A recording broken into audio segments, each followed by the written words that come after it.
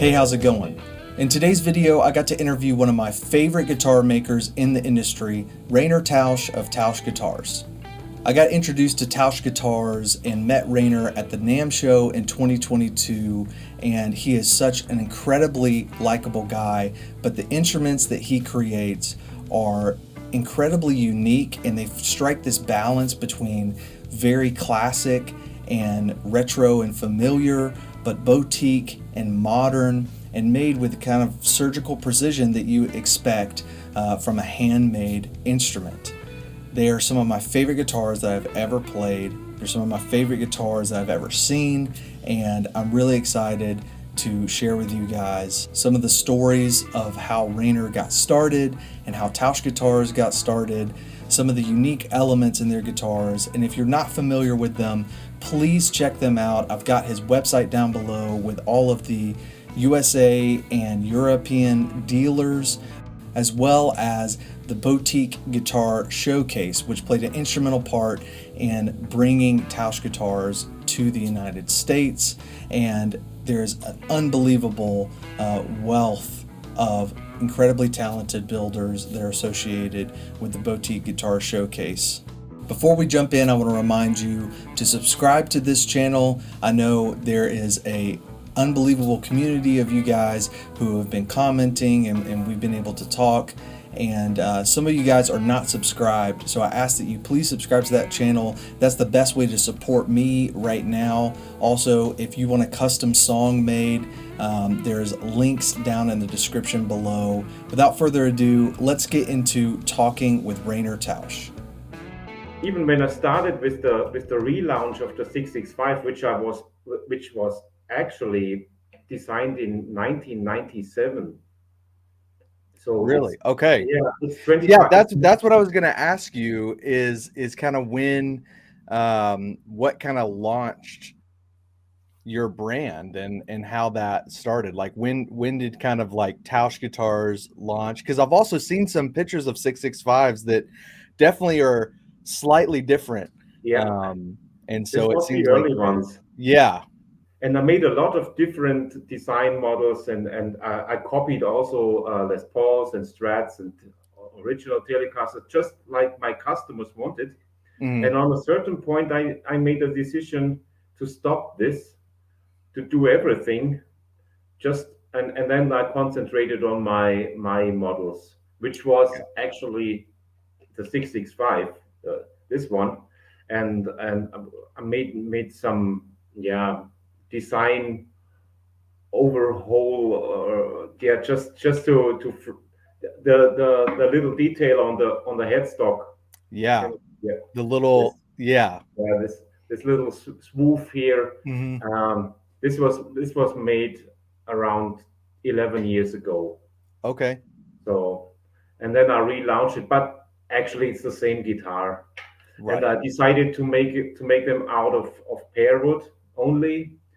In former times, they also were made from mahogany and swamp ash and alder and all those this stuff you already know from Right. other guitars. So I wanted to do something a little bit different to make Yeah. it different to all the other stuff on the market. Yeah, I haven't seen anything else using that pearwood that you use. Um, yeah, that's what is that like is that a fun wood to work with as well because it's pretty tight grained and I always loved it. yeah. When I started before I started making guitars, I worked as a cabinet maker. You Okay. know, yeah, carpenter, cabinet Right, maker. yeah. It's and we worked a lot with maple and also with those kind of fruit woods. A lot of pear wood, also plum wood, and yeah, and I found them very smooth to handle with. Yeah, they Yeah. are sound wise. You can say you can compare it to maple, but it's a little. It's not as hard as maple. Mhm. So it's the voicing is a little bit deeper than maple, and maple is a little bit has those highs. Right. Sometimes it's needed, sometimes it's a little bit too Yeah, much. sometimes it's much. Yeah, it depends on your taste. I mean, Hmm. as always. Yeah. And I thought it's a good thing, and this is something that makes the I made good experience with this wood because I play in bands too. So when I Yeah. can hear what what kind of what sort of guitar cuts through all this noise around you. This was a really big band with a brass section. We were 10 people on stage, Wow. and you, I found out that maple guitars too, and also the pearwood guitars, they they the signal came through all this noise, and it's I make good experience with that. Yeah. So Yeah, playing with horns. I love playing with horns, but it does make you really have to think about your sound because yeah, you've got to have enough mid-range and bite to cut through. But if you've got too much, then you're stepping all over the horns and it just makes things muddy. And so I I've found that you kind of have to have a focused sound that also doesn't sound too honky because it can sound kind of like a paper clip on your nose mhm. if it if it's too focused. But um, yeah, Yeah, it's a okay, so challenge. that yeah, If you take it serious, it's a challenge. The yeah, more people around you, the more you are challenged with what you're doing. Yeah, yeah. yeah. No, absolutely. I mean, so what was the transition?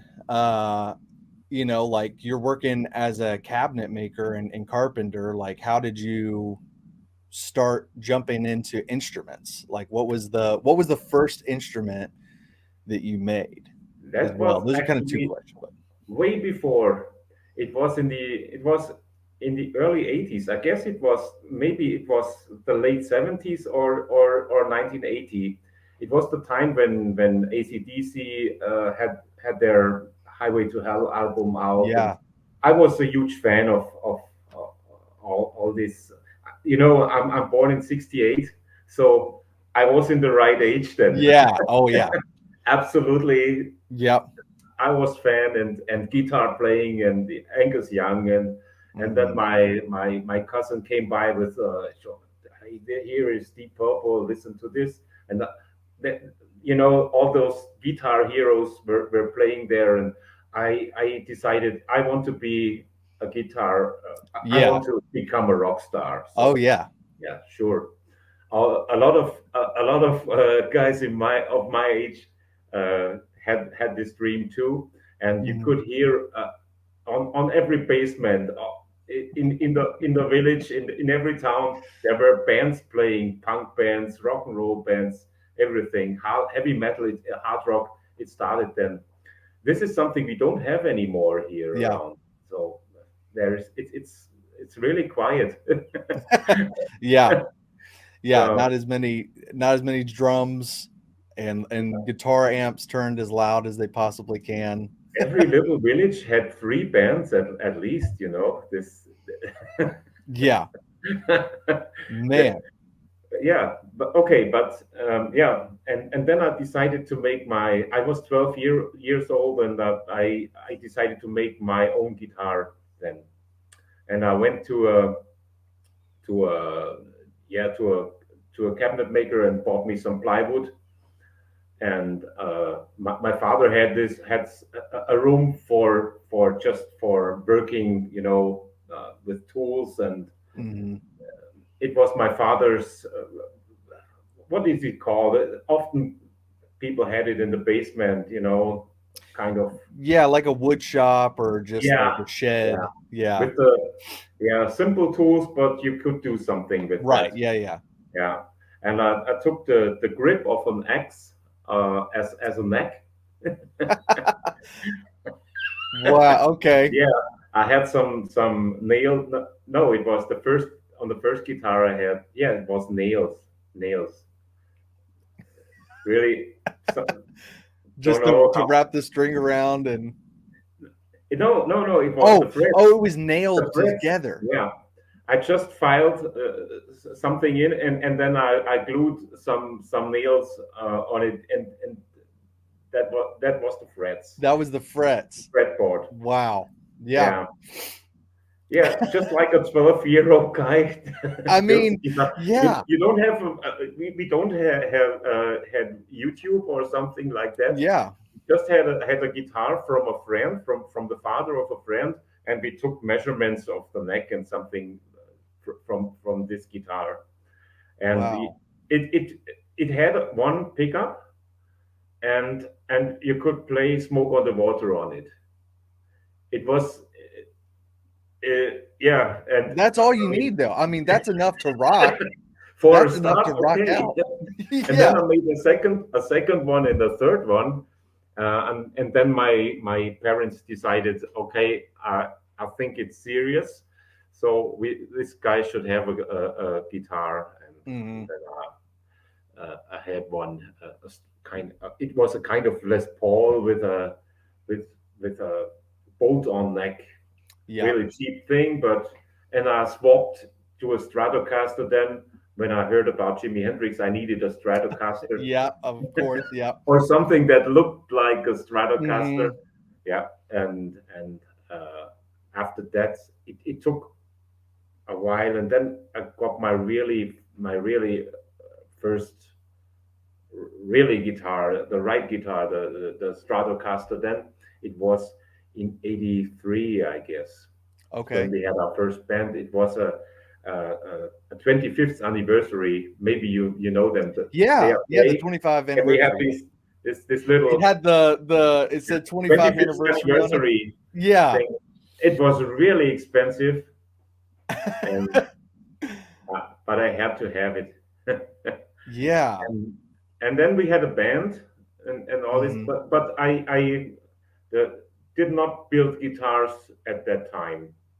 The first three, the third was quite okay. It had already three humbuckers in it. Wow. Yeah, yeah, and There you go. So yeah. that's kind of like the Ace Frehley, three humbuckers in the Les Paul. Ace really, indeed, he played a role in all this, because we there was an interview in a magazine, and I read it, and Ace really uh, talked about his guitars, and they are made of mahogany, and Hmm. they had those crazy guitars in that time in the 80s. Oh yeah. Yeah, with interesting shapes.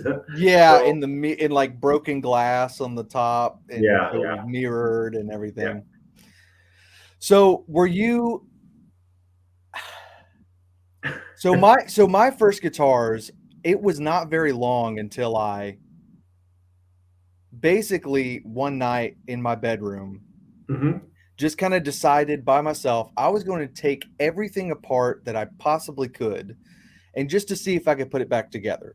So like I took the strings off and then pulled the electronics out, took the tuning machines off and just studied it. And I didn't have any like manuals or anything, and we weren't super wealthy. We didn't have a computer at the time, and I just wanted to like figure it out. And I got it back together, but of course, like the tone knobs were not working because I didn't really understand how they were supposed to go back into the circuit and stuff like that. But I wanted to like mod my guitar. And so I Hmm. kept, there's been a couple of these guitars that I've had since I was, first started playing when I was like 12 or 13. And that was when I really started playing out live. And I was trying, like I would get a pickup from a buddy and it was like an Epiphone pickup, but I was like, I need a humbucker in my Strat. And so Hmm. with like a kitchen knife, I cut like a humbucker size shape in the pick guard. And with a Dremel, I burned up a Dremel trying to like, make a humbucker route in it. Was that something that you were interested in doing? Like, because you built these guitars from scratch, like when you get the 25 anniversary Strat, is that something that's on your mind? Like, oh, I can kind of make this my own, or were you keep it pure, keep it original. I kept I installed a Webster nut on it. It was a yeah, you could adjust the height of of the of the nut Yeah. for each string. It was Is that made the of one that's brass. got the like it's almost like Yeah, like screws. threaded? Yeah, like screws. Yeah, yeah. Yeah, six screws Yeah. with a slot in it, and you Right. could every quarter turn. Right. Exactly. Yeah, You could have it go. and it needed a little bit more space, so I had to mod kind of Hmm. mod, but not with the pickups. The pickups were okay. But what did I with? I no, I actually I was not that kind of guy because when then I came back to building my guitar Hmm. and make it from I was used to work with wood, so Yeah. for me it was clear I have to build my own guitar. But then the next problem came. It was there was no time because when you work as a cabinet maker, you go to work at 7:30. You get out of you come home at maybe 6, and Hmm. you don't have the power. Yeah.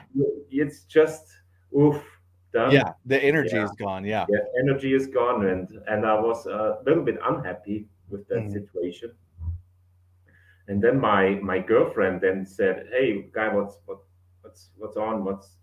And I told her, uh, since half a year, I tried to build a guitar, and it looks like when I started because I I don't get a there's no development and I don't have the power to do it. And then she said, you want to make guitars, so just do it.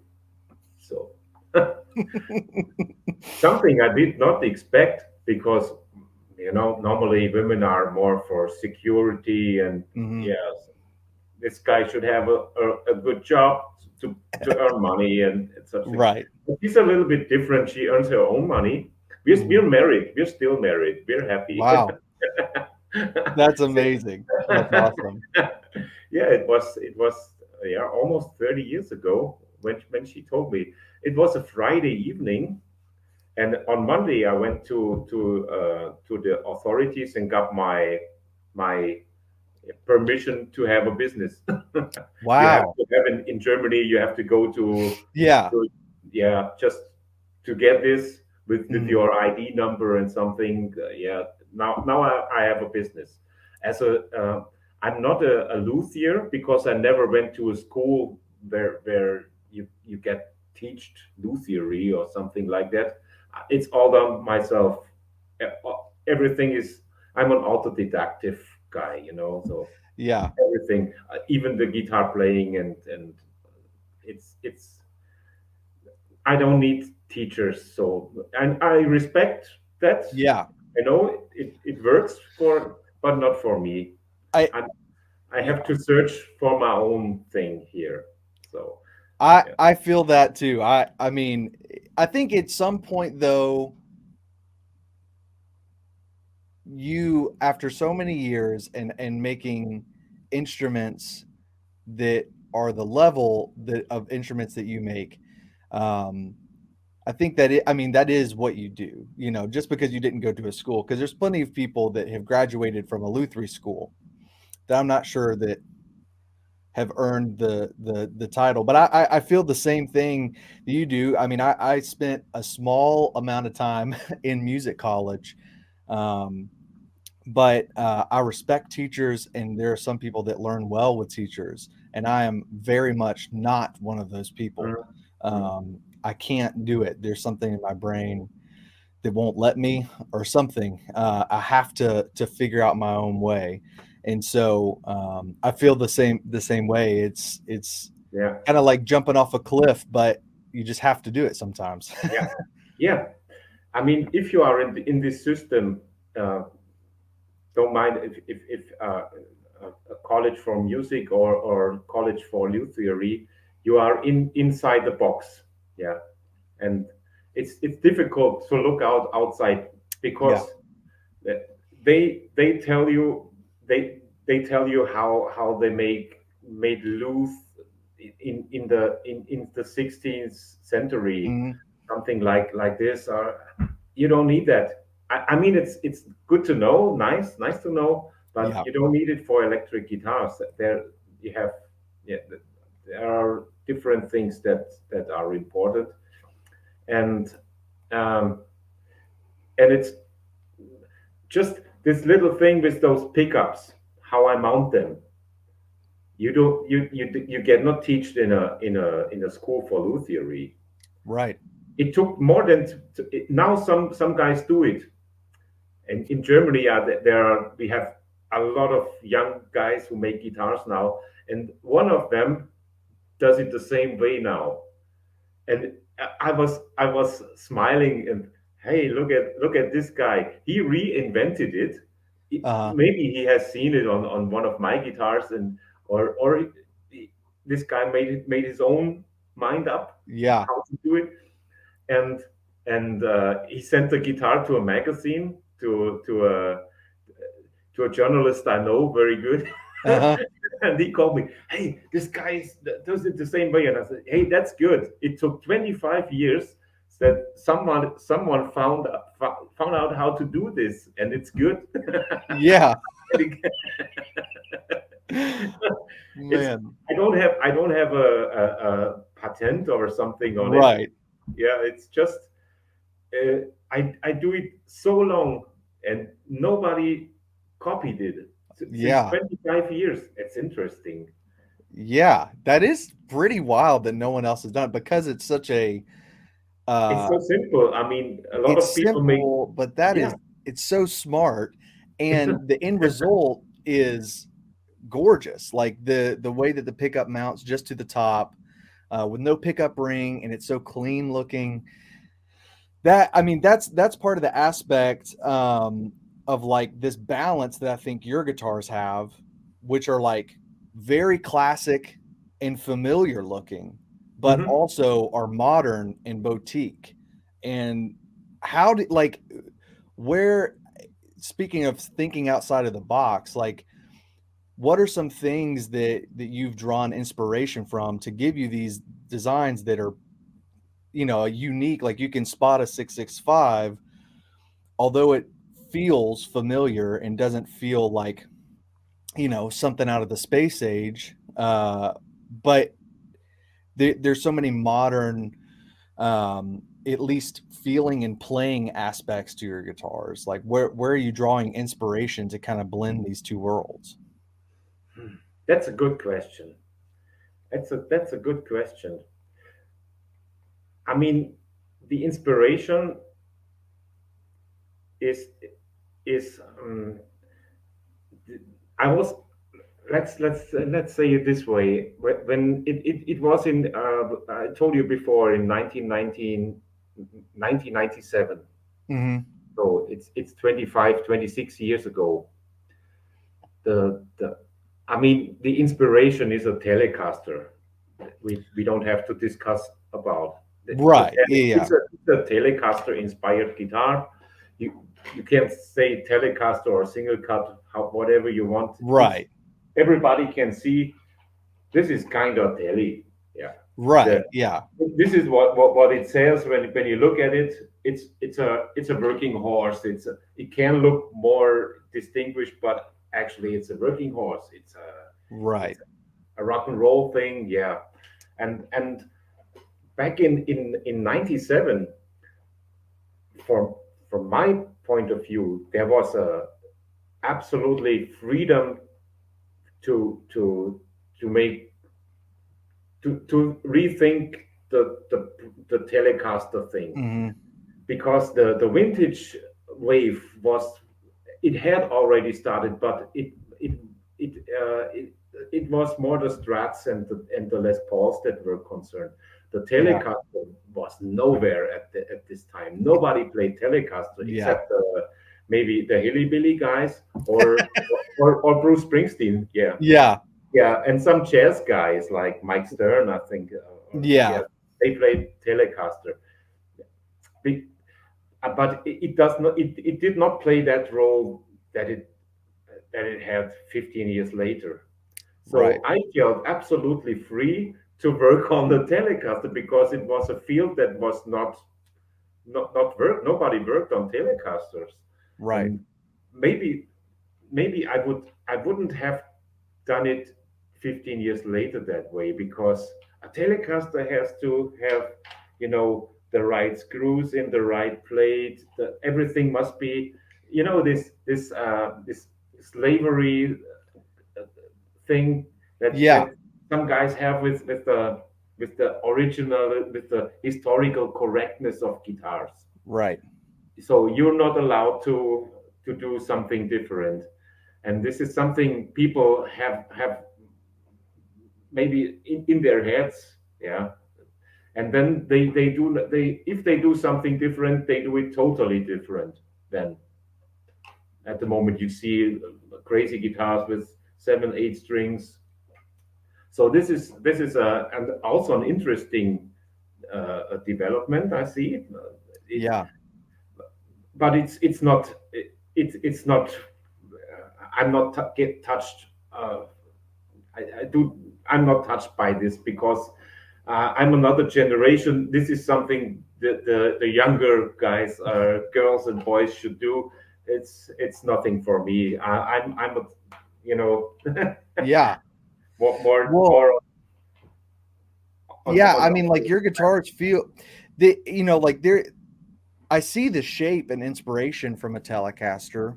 And I think that's where that familiar thing comes from. And also like your finishes are like the aged and they feel right. Like they don't feel like plastic or something.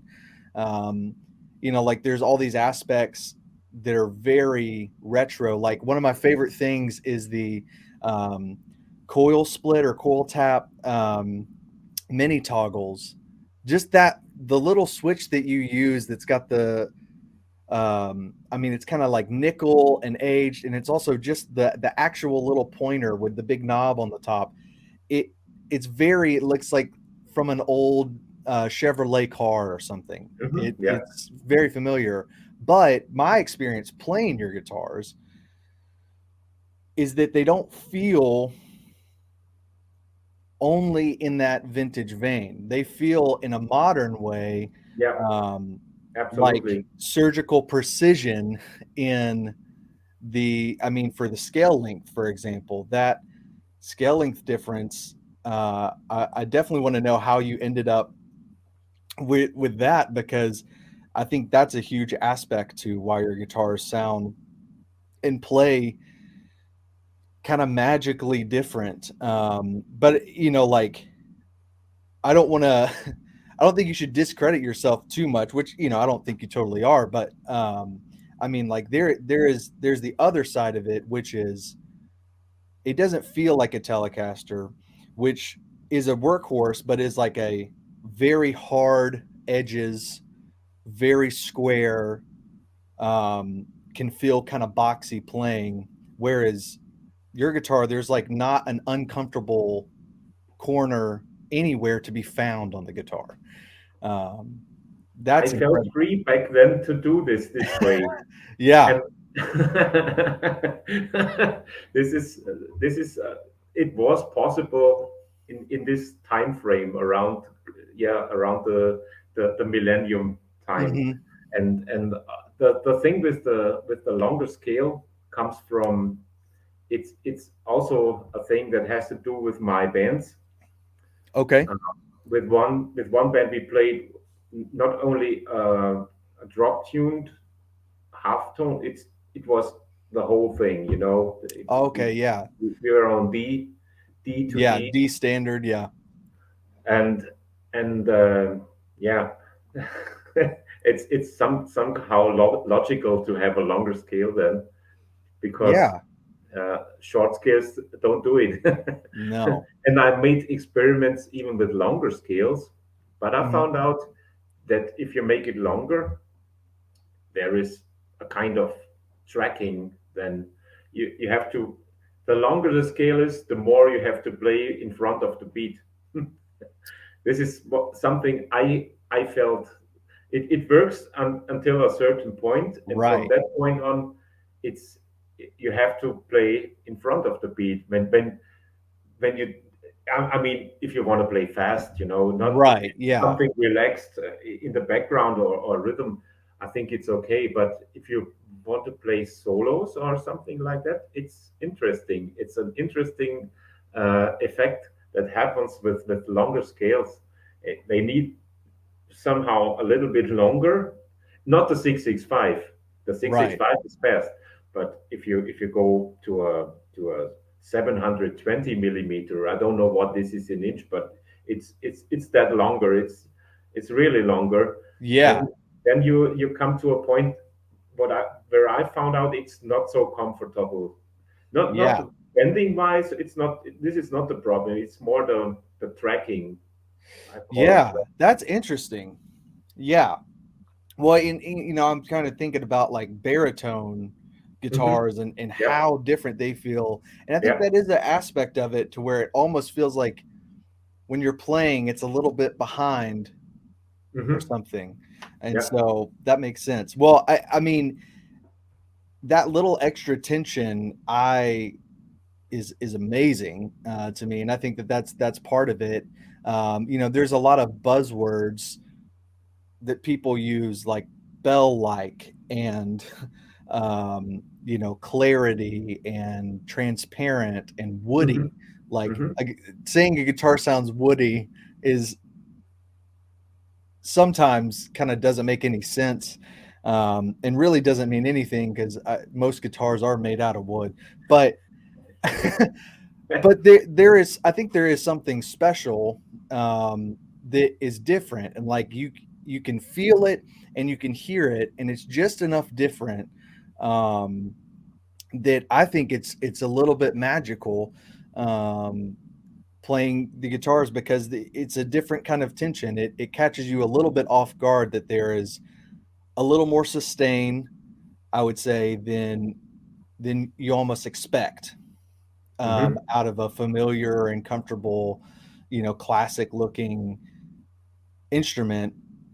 There's a little more sustain and it plays easier than you think because, um, I think because of that kind of surgical precision um, in your handmade, necks. We're not dealing with kind of batch made things that may or may not have been loaded into the CNC correctly because there's 100 at a time, which there's a space for that, but that's so different than something that you can feel the intentionality. And that's something that we talked about at NAM is that there's another aspect to it that I don't think can come down to uh, the type of ingredients that are made up of your finishes or exactly what fret wire you use or what pickups. I think that there's an element to you really care about this because this is your passion. And so you care about how the guitar plays and sounds and feels. And I think that comes through and speaks maybe louder than some of the other things. And then you've got these other elements like your tremolo, where you've got a rosewood block on it, Hmm. and it's attached with threaded inserts instead of just screws. All these little intelligent things like how you've mounted your pickups just to the top. I think they all kind of come together and make this magical instrument. Um, which is why I'm super incredibly excited about getting my 665. But I really love those pickups. I forget the name, but It's I just Heusel. It's Heusel. His yeah. name is. He's a friend of mine. Mhm. We work together since 25 years now with the pickups, and yeah, I'm. This is my standard setup. Mhm. Is Heusel, but if somebody wants something different, it's no problem for me. So I, Yeah. yeah. The last kind of question I want to ask you is, what do you think makes a great instrument? What are the elements that make a great guitar? Wow, this is a oh, I can only speak for myself Oh yeah, absolutely. Like in your words, in Rainer's. because there are so many. I mean, if you have a 55 Strat or something like that, or an old Les Paul, maybe it's a good one, but there should be some passion from the start to the end in the in this instrument. I mean, I have a few colleagues that run small business with 10 employees or small teams Mhm. with selected people that are responsible for every part of, of the guitar. And I think they make great guitars. And I have a lot of colleagues like just like me. They are doing it alone Yeah. from the beginning to the end. Everything is from one person, so you can yeah, it's done with the everything is made from this person, and there's so much personality inside the guitar. I mean, if there are if this person gets crazy or ill or something like that, maybe the quality will be not as good as normal. But this is too difficult to what makes a what makes a the selection of the of the parts of the wood. Yeah. I mean, it's all done by me. Right. Yeah. I buy the wood. I go to the it's yeah. I select it. So and when I have a lot of wood in stock, and when I go to my to the place where the wood is, I select it again. You know, Yeah. for this guy, I don't want to have the lightest. This guy wants a nice figured kind of wood, and yeah, it's that maybe there is not this one perfect instrument. It depends on to who to to whom does this instrument belong to which kind of person. I mean, Yeah. so difficult. Why do you ask me so difficult questions? Well, I want to know. I mean, You want the answer, and then you can say Rainer said this is how no actually nobody knows it. yeah. No. It's Well, I think you said it though. I think it's the passion has to come from the beginning, from the selecting of the wood. It comes from you making a decision when you go to your wood supplier, all the way to, the customer having this instrument and then like making music with it. I think all along the process, you're in a position to really care about each decision.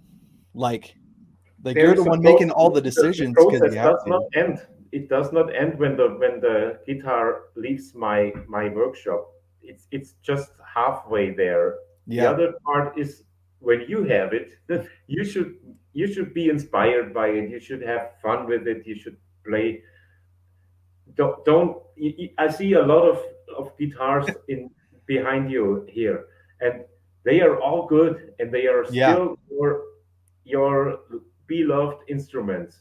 But there is another one who can maybe, hopefully, inspire you to do something you wouldn't have done with one of those guitars. And then absolutely. it's a good instrument. Yeah, uh, I mean, at the end of the day, or I a think perfect that, guitar.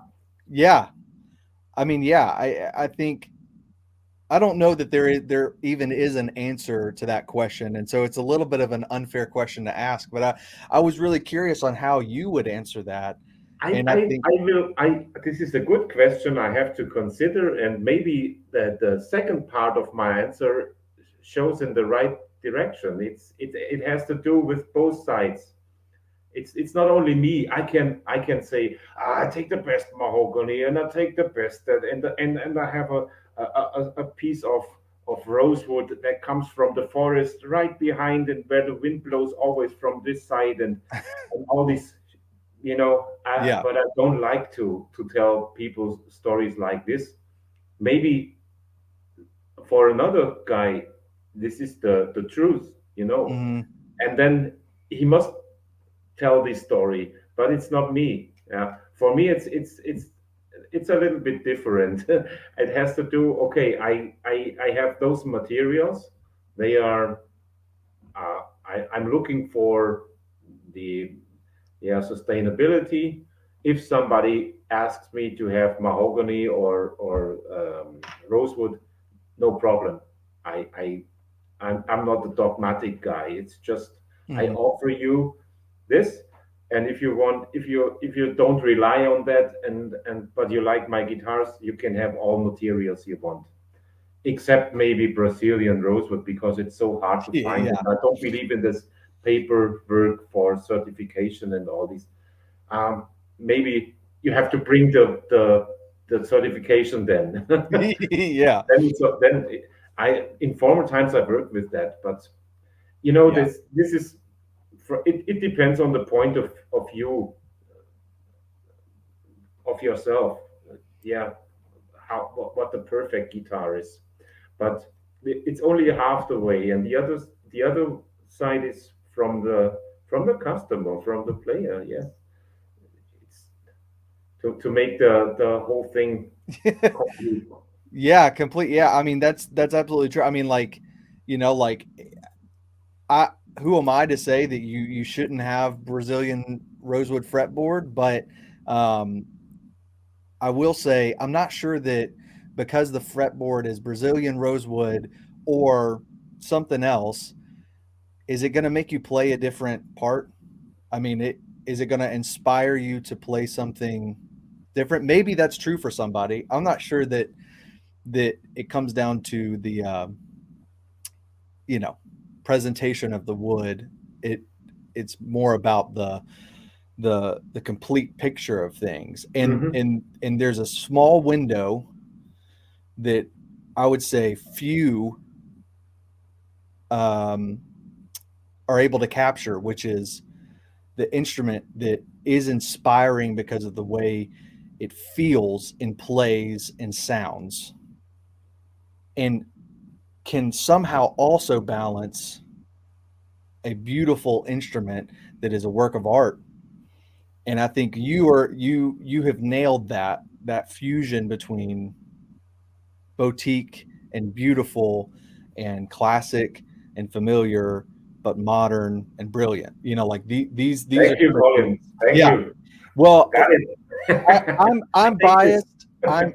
I'm biased because it, I love you as a person. I've loved every chance that we've gotten to talk, and I'm really excited about my 665, and I know for a fact that it's going to inspire me, because it's more than an just another instrument. This is an instrument from a friend. In a way, and the more I get to know you, the more I'm excited about what you're doing, and genuinely.